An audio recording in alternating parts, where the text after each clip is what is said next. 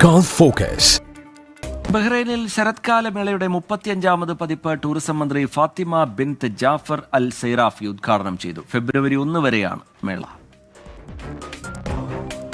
Exhibition world ബഹ്റൈനിൽ ആരംഭിച്ച 35ാമത് ശരത്കാല മേള tourism മന്ത്രിയും Bahrain tourism and exhibitions authority ചെയർപേഴ്സണുമായ Fatima bint Jaafar Al Sairafi ഉദ്ഘാടനം ചെയ്തു. ഇൻഫോർമ മാർക്കറ്റ്സ് ബഹ്റൈൻ സംഘടിപ്പിക്കുന്ന ശരത്കാല മേള ഫെബ്രുവരി 1 വരെയാണ് നടക്കുക. പ്രവേശനം സൗജന്യമായിരിക്കും. www.theautumnfair.com വെബ്സൈറ്റ് വഴി മുൻകൂട്ടി രജിസ്റ്റർ ചെയ്യണമെന്നും അധികൃതർ പറഞ്ഞു. ഈ വർഷത്തെ മേളയിൽ 20 രാജ്യങ്ങളിൽ നിന്നുള്ള 600-ലധികം സ്റ്റാളുകൾ ഒരുക്കിയിട്ടുണ്ട്. 12 രാജ്യങ്ങളിലെ അന്താരാഷ്ട്ര പവലിയനുകളും ബഹ്റൈനിൽ നിന്നുള്ള ആഭരണ പ്രദർശനങ്ങൾക്കും പ്രത്യേക വിഭാഗം ക്രമീകരിച്ചിട്ടുണ്ട്.